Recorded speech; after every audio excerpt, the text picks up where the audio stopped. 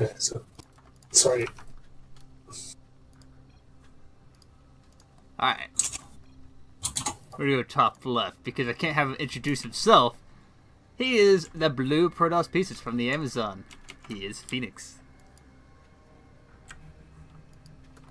And in the bottom, go ahead. In the bottom right hand corner, the red drones, it's Forushorus. Another PVZ. Is this gonna be a trend all night? Do we see nothing but PVZ? That's gonna be something I'm not really gonna be interested or gonna get tired of pretty quickly, especially if we just see nothing but cheese come out of Feniks this series. We do have a pretty quick pro coming out here, but he does go ahead and throw down the gateway back home, so he is gonna wall off. Nothing too cheeky just yet. But we do have a 17 hatch opening here for us horse. I'm gonna call him Horse because, you know, that 3-syllable name. What is your ping? My ping is currently 32. Oh wait, this is a replay, right? Maybe we do our spawning pool coming down as well. So both players are playing a macro game on Ascension to Ire. A 160 ping for Feniks. I did try to play on the Korean server once. My ping was like 2,000 something. It was horrible. I had a 2-second delay on everything. I mean, obviously, I'm playing from the EU. But we have to play on the LA servers for JSL and for HDL, in fact. So, but 160 is not too bad of a ping. Still got to get my Siege Tank trophy. That one just looks the best. Like, all of them so far, between the carrier and like the original SC2 one they put out and this one, I definitely like the Siege Tank. Anyway, Cyber Night Score is going to finish up, so we'll see exactly where the tech transition will happen. See what Feniks has in store for us. Gonna go ahead and get that Stalker warped out there. However, Zerg is going to push out across the map here with a few lings to see exactly what he can get done. Robo Bay going to get thrown down at the front. Robots facility, I should say. So starting to look like a charge lot build. Stalker's out to shoo everything away. Gonna throw down a Twilight Council and a bunch of gateways and just go for it. But I doubt Feniks is gonna do anything that boring. Did you kill that Overlord? Huh. It just like disappeared, like despawned. There was no animation or anything for that Overlord dying, it just despawned. Anyway, the Lings are going to get up here and start poking at this robotics facility. They're just going to have to back off because this Stalker is here to, you know, shoo them away. So get off my lawn.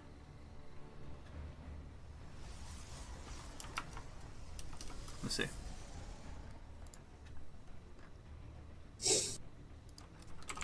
One, two. Adepts and Lings, man. Lings look awesome. I like the best thing ever to look at. If I could have a StarCraft pet, it would be a Zergling. We do have our third base down for us Horse, so he is looking to play that macro game and, you know, tech up to the later stages of this PvZ. Immortal in Charge is on the way. So not a whole lot going on for either player right now. We do have a few more gateways coming in here for Feniks. We should see some aggression start to pour on here very shortly with that Warp Prism.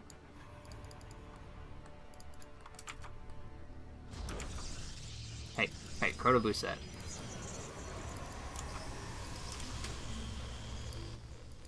Niggas just gonna hang out up front for now and make sure there's no scouting information. Now, again, this is one of the situations where I would just love to see a Ling drop, you know, or some kind of drop play from Zerg to get in here, see exactly what his opponent is up to, and just to keep him back on the other side of the map. I mean, you're not really gonna get anything done at the front here.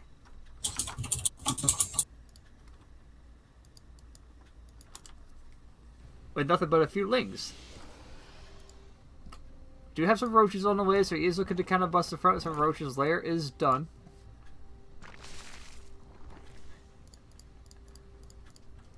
So we should have Roach speed on the production tab here very soon as well. kind of interested to see exactly what this aggression is going to get done out of Zerg. He's just been posturing out front for a little bit. I mean, we do have Immortals out. Feniks is going to pick up and leave. Don't pick up and leave, Feniks. No! You should see this army pull back. I mean, actually, the Lings are going to chase the Warp Prism across the map. That awkward moment when, I mean, if you're already committed across the map here, just go for it, which it looks like Forushorus is going to do. I mean, this Warp Prism is going to find some damage on the other side of the map, yes, but not as much as this aggression at the front here is going to find. As the zones do get warped in to try to slow this down. But they do get cleaned up very, very quickly here. Warp Prism on the other side of the map is down. He's going to Warp Prism units on the other side of the map, which means there's not a whole lot back here to defend. Cybernetic Core is going to end up falling, which knocks it down to nothing but Immortals and Zealots. Third base for Zerg is going to end up falling. He's trying to get some army out here. 22 more leagues to help deal with this on the other side of the map. But Horus does get in through the front and is going to unpower that Immortal, or that robotics facility in the gateways. The probes are going to fall in the mineral line here. The Zealot's cleaning up the last of these roaches. Meanwhile, another round of Lings just trying to make their way across the map. I was going to say, it's not the best thing to be doing here, especially when your opponents just took out your third base. We're going to get this round on this Stalker and this Immortal. So it will not be able to get cleaned up at all, or get away. So already, Forushorus does go ahead and throw down that third base once again. This Feniks is on 2. So it's a matter of just like, the economic game is going to start to swing once again back in favor of Zerg. And all in all, the damage being dealt, I definitely figured what Feniks got done more, and with less units. But I don't know about him just committing more units to like for free here. We do have a Warp in the main base. Charge is done, so he will be able to get on top of these queens very quickly here and just start to hack and slash them up to pieces. Some nice micro there out of Horus there to keep these queens alive, however.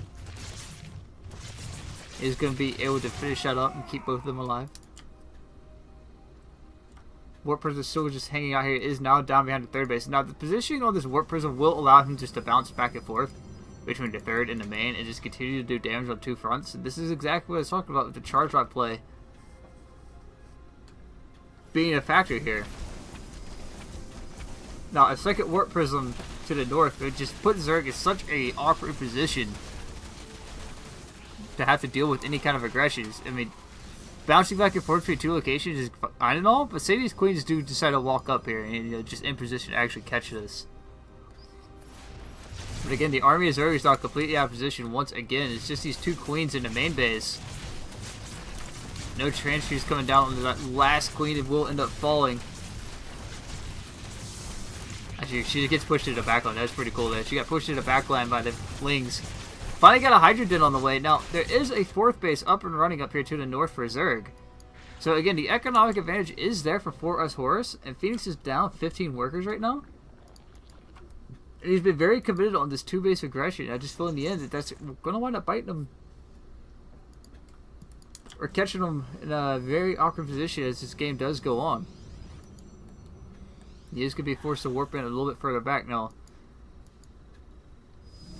He does load up some Zealots here. He is going to move up to the main base with this Warp Prism. You know, pressure on 2 fronts once again. Good. Just tighten up the army of Zerg a little bit. Spore Crawlers are on the way. They aren't going to finish up by the time these Zealots do get here, however.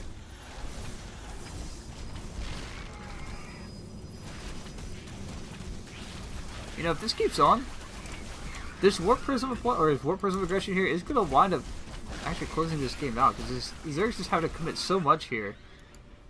But at the same time, again, it just goes back to the fact Feniks is on 2 base right now. So in the end, like this 2-base aggression is going to wind up mining him out. I mean, main base is already getting pretty low, and then naturally is just fully saturated, but he needs a 3rd behind this. He's just committed to this charge lot aggression. And with the 4th base for Zerg up here in the north, Zerg could easily just max out on army, keep building drones. And this is exactly what he does. He does have 10 more drones on the way. It's going to boost him up to 65 drones. He's going to be able to saturate that 3rd. And Feniks finally realizing that this just isn't going to work. I probably need another base somewhere. Of course, when you also wall yourself off entirely, you know, you really can't do that, now, can you? use a warp prism, I guess. You know, just pick up a probe, put it somewhere. But Zerg is going to go ahead and march across the map now. This should end up closing out this series. Or not the series, but game 1 of the series, I should say. As it is going to be 1-0 here very shortly. I mean, if Feniks does have a way of holding on here, we'll be incredibly surprised. He's getting a couple more gases, which means he does want to try and get that tech flowing once more.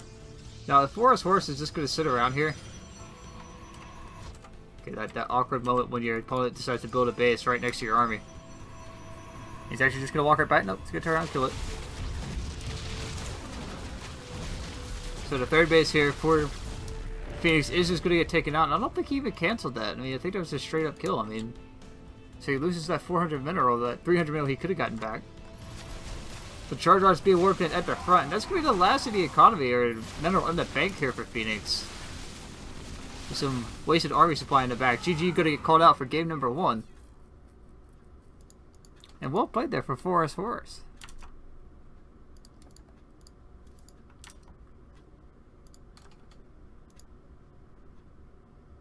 I don't know, man. I don't know. Series is starting to look pretty sketch here.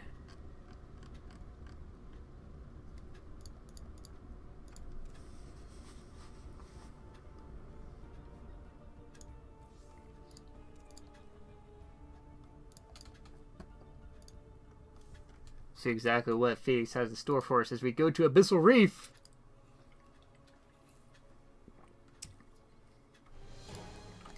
And spawning into the bottom right hand corner. The red Zerg pieces. From SC2 Indonesia. He goes by the name of Forushorus. And his opponent down 1-0 in the series. The blue Protoss pieces from the Amazon. He goes by the name of Feniks.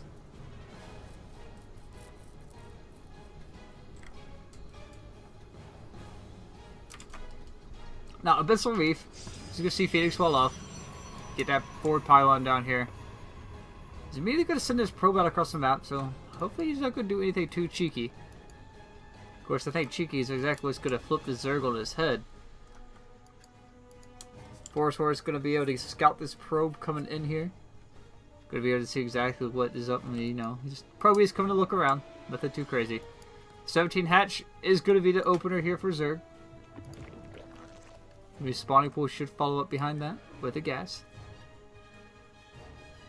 So again, in the early stages of this game, not too many deviations. So while we wait, gotta find my friend. Oh, there she is. What's up, buddy? Just look how happy he looks. He looks so happy. He looks so happy. Just under the sea. Or is that the face of WTF? Why is there an army being built right underneath me? That is a real question. Now, Feniks living up to his cheeky standards that I come to expect, does have a proxy pylon going down. Looking to be a little bit more aggressive. Now, this should be a cybernetic score. There we go. So is he going to throw a gateway or is it going to be a Stargate? That's what's going to matter. We have to wait for a cybernetic score to be done before we can actually see exactly what is going on. Now, Zerg will be able to get in here and see that there is no expansion for our Protoss player. And I guess realizing that, he's going to go ahead and throw down his Nexus. So everything is going to look fairly standard. And the one thing about looking at a Protoss base, you can never really tell exactly where they are in warping in a building. Like, a Nexus looks the same all the way through. Until it just about finishes up. So it's like, oh, okay, his Nexus must have been about halfway done. What do we have across the map? Stargate. Alright. Hey man, you blocked your probe. Poor Probius getting stuck in the corners. We call him out next time. No. Anyway, Forushorus is going to push out with some Ling aggression once again to try and find some damage across the map. Now, this isn't a complete wall off, so speed is on the way, but it wasn't done before this came out, or his aggression came out. So he is going to be able to get across the map here, but it's going to be slow, which gives Feniks time to, you know, wall off here, just to keep things under wraps. Make sure nothing too cheeky gets in. I mean, he's not even building any gateway units. So these Lings can actually find quite a bit of damage if they don't hesitate and just keep going. Again, this is going to give Feniks time to wall off by these Lings just hanging back. Now, is there an Evo Chamber on the way? We do have a Bailing Nest, and no Evo Chamber just yet. These Lings are in prime position just to be elevated up, and this is exactly what I was going to hope for. A little bit more elevation play. Just gotta wait on that Evo Chamber to come down. Unless he plans on Bane busting the front. There's also an option. I mean, Zerg has their ways in, and some people just like that more direct approach. You just, you know, break the front and go. None of this cloak and dagger nonsense of like dropping it in the back over here where there's absolutely no vision for Feniks. Anyway, he does know about the Overlord here, so he does have some vision on this wall off. That awkward moment when the probe is stuck and not walking through anything. That probe. He's so confused right now. He's like, I should be able to fit through here. And is Zerg actually going to pull back his Lings? Did he scout the Stargate? No, he didn't scout the Stargate at all. He's actually reacting to the Oracle in the main base. Unless you plan on throwing Lings at that Oracle, I don't think you're going to be able to get much done. A little bit of an F2 command there. I think he does know that there is a proxy over here. He does kind of have to figure there's something there because, you know, you didn't see it with your scout. And you didn't see anything come out of the main base. He has to kind of sniff this out a little bit. Anyway, we do have 2 Oracles out now. Much better than 1 Oracle, 2. Third one is on the way. So we're going to see a bit of that mass Oracle play here from Feniks. I mean, the Ling's also back across the map now. There should just Bane bust the front. Now, I mean, at this point, you know your opponent isn't going to have any kind of army to defend. Especially revealing that they have Oracles. And it's also going to force these Oracles to have to come back home. And be used to help defend his Bane bust a little bit. Third Oracle is about to pop out here, so we'll see exactly where he decides to go with these.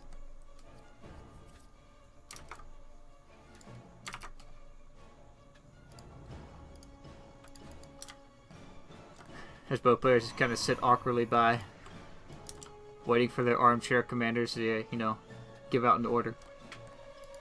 He's going to rotate back around over here to the natural base. There is Spore Caller here and a Queen, so, you know, he's got to be careful with these Oracles in the end.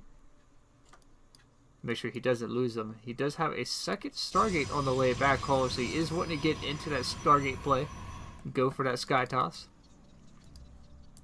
And again, Forushorus has just been sitting here, you know. I like my Lings, man.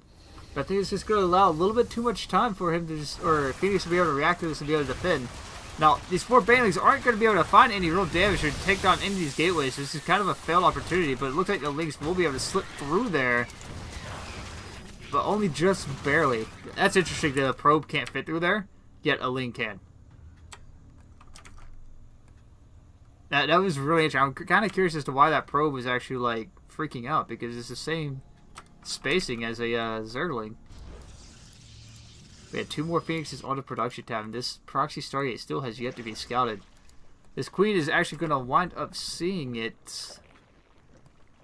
Didn't see the shadow. That would have been interesting. Yeah, I found it off the shadow of an Oracle flying by. But once this creep spread does push out here, he will end up seeing that Stargate. Feniks knowing that he is going to add on another Stargate back home. Now, we don't have a fleet beacon going down just yet. Oh, there it is. Looked like a shield battery on the production tab, so I wasn't thinking anything about it.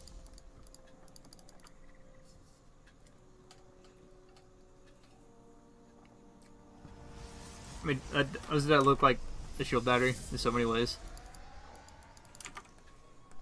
Anyway. We do have... How many Oracles are we up to? We're up to 5 Oracles at the moment. I'd like to see a little bit more done with these Oracles. Spore Caller's almost down as well. So again, just going into a bit of that macro game as we reach up into that 3rd base. The Adept was on hold ground and blocked the probe, but he should still be able to move right through if he's summoned a mine, right? Mineral walking goes right through army. Wait, the Stalker finally going to get over here and start picking off a couple Overlords. 3rd base is on the way for Feniks. No 4th yet for Zerg. I mean, after you see your opponent does decide to go up for that third, you know, you want to be ahead in that base count. This Forushorus has just been kind of sitting awkwardly by. He has quite a bit of a bank here. I mean, no injects coming out here, so he's not really building any army. He's just building lings. A couple macro hatches will help with that. What are his upgrades? He hasn't got any upgrades yet. You kind of have to figure what your opponent is up to as a Zerg or a toss right at this point. As you know, you've seen the Stargates. So you know the Sky Toss is on the way, and you have to find the damage. You can't just sit back here at this point. You have to start finding some damage against Protoss. Because once the carrier count starts to reach 2, 3, 4, like around that 4th carrier is where things are really just going to start to spiral out of control. He's like, once your mass critical carriers is on play, or out, you're just not going to have a very good day as a Zerg.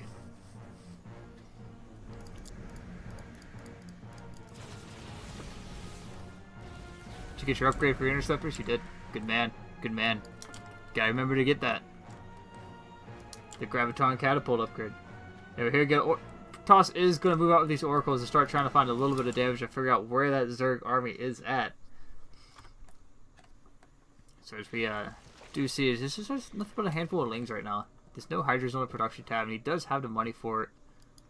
I'm just a little curious as to what he's thinking. Like, you gotta spend your money, man. Sure, your opponent has shown that he's going into this crazy Stargate style. You still gotta spend your money. And the correct way to go about this is to start to get the Vipers out. You know, get your Infestation Pit up and running, which is down. So now you want to start throwing in the Vipers, get the Parasitic Bombs up and going. Don't care who you are, Parasitic Bomb is still going to eat you alive. But it looks like Zerg is going to decide to move out here very soon. I mean, you would have to, but again, the lings in this army, lings do kind of counter carriers in terms of like how many you could build versus the carriers and how slow they are, but at the same time, the DPS of carriers is just absolutely insane. And 1-1 is just not started. Mothership Core, or Mothership, about to come into play. Blizzard, please, just make sure you can like put a Mothership warping in animation over top of a Nexus. That'd be beautiful. More of a tell that that kind of tech is getting ready to come out. But here we go. Feniks look like he wants to move out here. Both armies do have quite a bit of beef to them. But again, the upgrade advantage being in favor of Protoss with cloaking, so you're not even going to be able to fight any of these carriers just yet. And once one of these interceptors do start to come out here, against a 1-1 Zerg with nothing but Zerglings and very few Hydras, this isn't going to look like a very fun day at all. One carrier does get picked off there. Overseers are finally down. Need to get that Mothership there to cloak that carrier. He does end up losing it, but he does have a few more carriers underneath that Mothership there. Now, if I was Zerg at this point, I would just tap out. Because honestly, unless I go and immediately transition, he's going into Lurkers! What are you going to do with Lurkers versus this? They don't shoot up. This is where you cancel it and immediately start your Spire. Like, you need your Spire here for us, because the only way you're going to fight this Zerg or Toss army is with the Spire.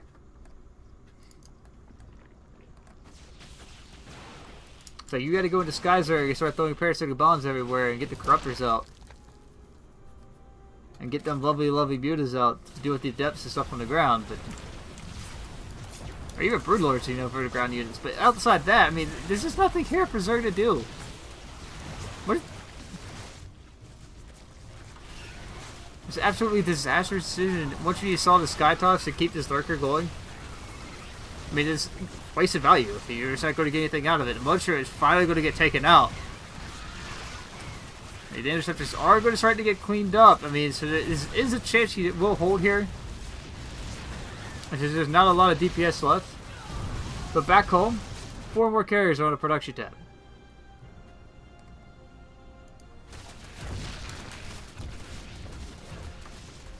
That awkward moment to be in a depth, stuck next to a cliff. I mean, Zerg does have a very good opportunity now to try and move out across the map and actually start fighting damage, especially if you just max out on lings. The speed of these carriers is exactly what will can kill them in an indirect manner, because like if you can't afford the interceptors, well, then you die. Because if you just swarm Lings, carriers can still only be in one place at one time. And it did increase the value of interceptors by like 3 minerals, so it gets expensive. It gets expensive quick.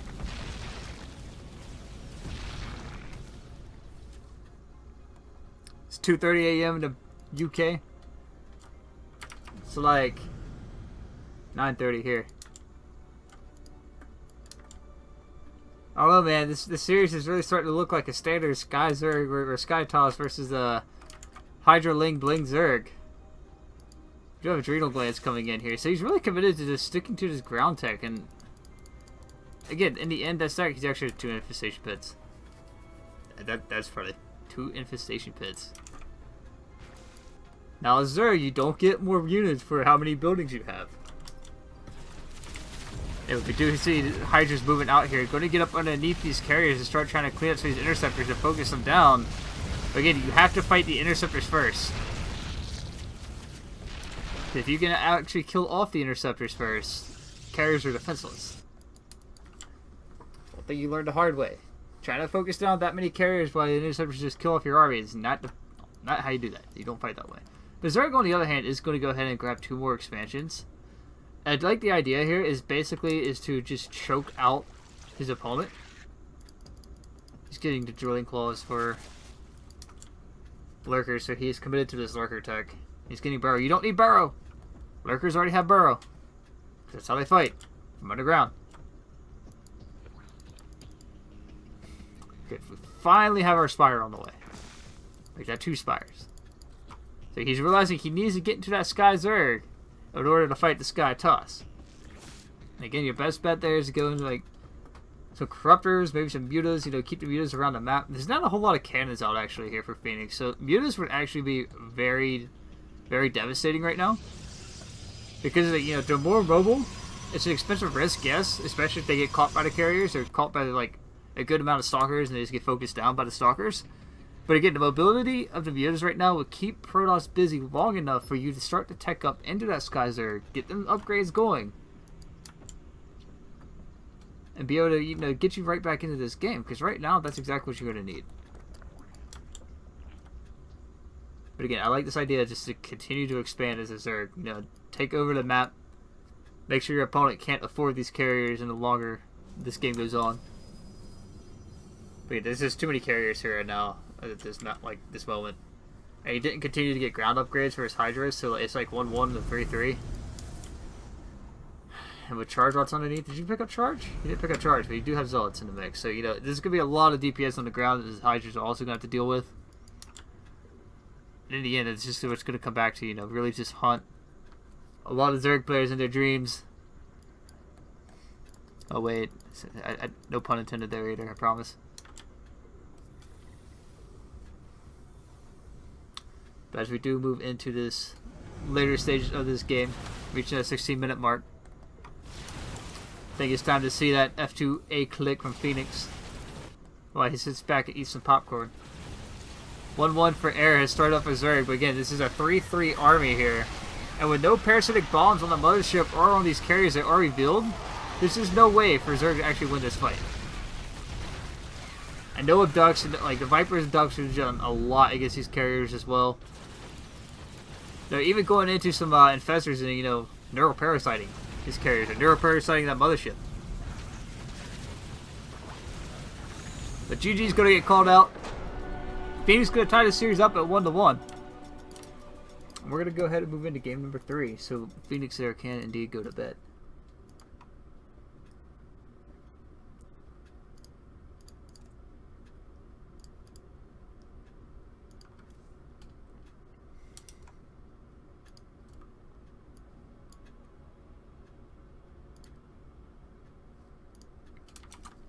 And welcome back for game number 3 of this best of 3 series. Both players are on their ace point, or match point.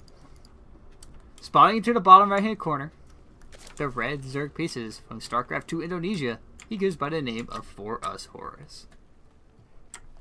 And his opponent in the top left hand corner on Catalyst LE, the blue Protoss pieces. He goes by the name of Feniks.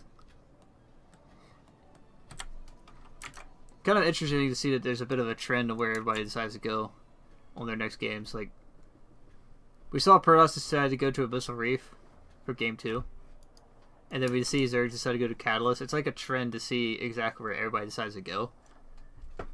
Not only, I guess, is the comfort map picks, it's like nobody really wants to play Battle on the Boardwalk or Neon Violet Square.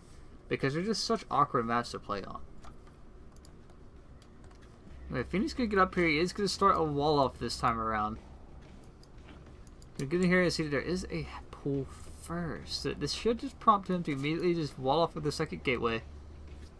Get his Cybernetics core out. Okay, so the second gateway is on the way. 2 more gateways, so he's just going to immediately just wall off here. Or not. Yes, he is. Alright. So, Zerg at this point is just like, alright, time to pour on the aggression. Time to get across the map and see exactly what kind of damage I can get done. And with no expansion behind this tells me he's pretty much all in. He's just basically just going to be all in on this game. And once again, Feniks is going to come over here and confirm that there is no natural expansion. So, all in all...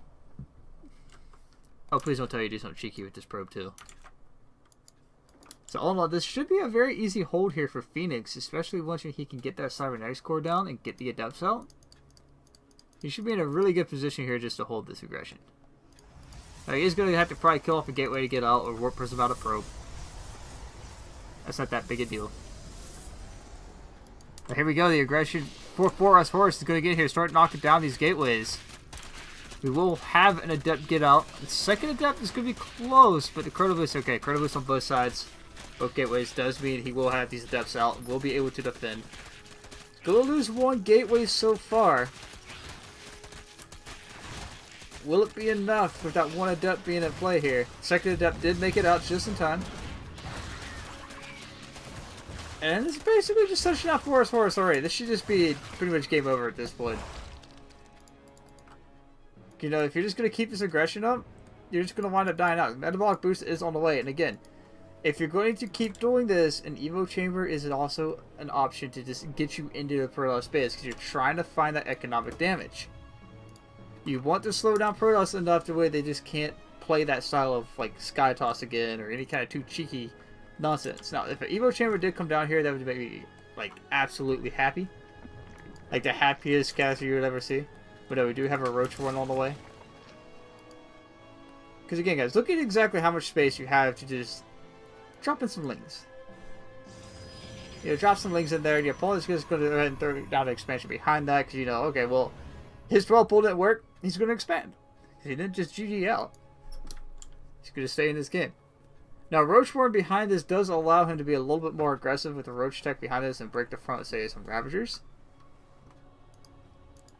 But all in all, the aggression not working. Oh, hey, stop this. Again, Forushorus is not aware of this at all. He does completely miss that probe from earlier.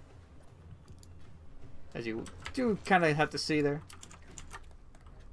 And this is going to be some aggression here out of Feniks. It's just going to catch him completely off guard. See if he throws out another gateway here with this pylon to, you know, to get that faster warp in. Gonna get a Twilight Council back home. Now, this is gonna be for Resonating Glaives because there's nothing else you're really gonna go into with this many Adepts on the table already. There we go. Gateway is finally on the way at this proxy pylon. So now this is just gonna completely blindside Forushorus. I mean, he has Roaches out. But I imagine these Roaches are just gonna be rallied across the map. Let's see, Cocoon? Yeah, this could be rallied out.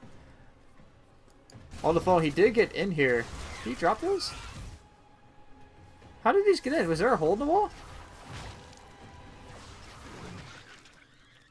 Oh no, there's a drop alert. I was about to say, finally, somebody just goes for that Evo Chamber drop. Now, again, this will work beautifully if you just drop in from over here, actually. There's no vision here for Protoss at all. And you just go completely blindside him, which opens up the front wall to just be able to be poked out. This Stalker here is going to be able to get here and shoo away this Overlord.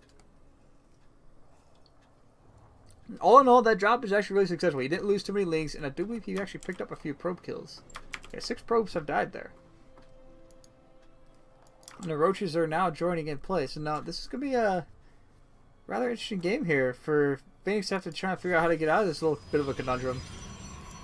Looks like his answer is 4 more gateways in the main. And he finally got some depths in place now. So, like, again, now that element of surprise is gone, you really don't have that option to, you know, just drop any links in there. But again, we do have this push at the front wall, however. We'll get 1 gateway down. The Dev's going to get pulled back out of position, or back down to defend this as well. Ravager's going to start to morph in. We do have charge on the way. Now, this should just be the final, or I should say the final nail, but definitely one of those nails in the coffin that is going to be like, oh man, he's got charge now. This blows. The charge rush will warped in across the map. Going to get F2 back. Right, these Ravagers trying to poke down these pylons here and these gateways. This is unpowered as front. No shield battery on the way just yet. It's kind of funny to see a lot of Pro players actually not get that shield battery. But here we go.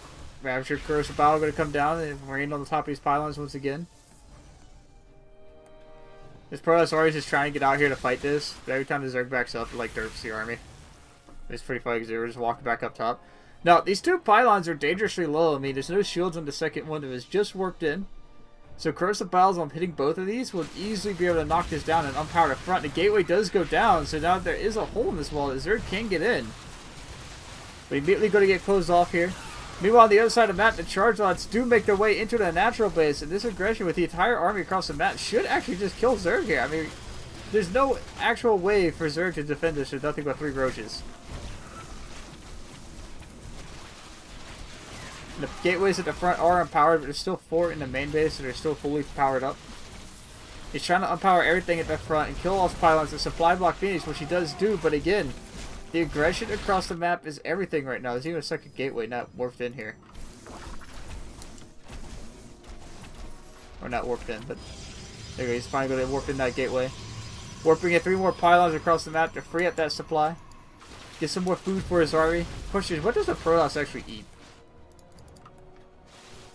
This is actually a bit of a base race. Zerg can't win now. I mean, drones trying to plug a hole so they can't get in here and be picked off. You know, trying to fight with these drones. It's not going to work out, mate. Zerg will end up getting knocked out here. Especially when he pushes up this ramp and realizes he's not going to be able to get up here. The wall off is down. Just trying to find some economic damage, get some tech hit and, you know, so forth. And he should probably pull these back. But again, where is he going to go with these drones? He has enough for 1 hatchery. Which he is going to be able to get. Oh, come on, you have to be able to figure this out here. Phoenix is going to lose his natural. But hold on, he won't. Or, yeah, Horus will not be able to push up the main base and get in here and do any more of the damage. Which says he has to go through a few more pylons. But Protoss did just pick up on this very easily in terms of figuring out exactly where the Zerg did expand. He's just going to cancel out. That's going to be it. On the base race, Phoenix does end up winning it. 2-1 in the end. Congratulations to him. Now get out of here. You can go to bed, sir.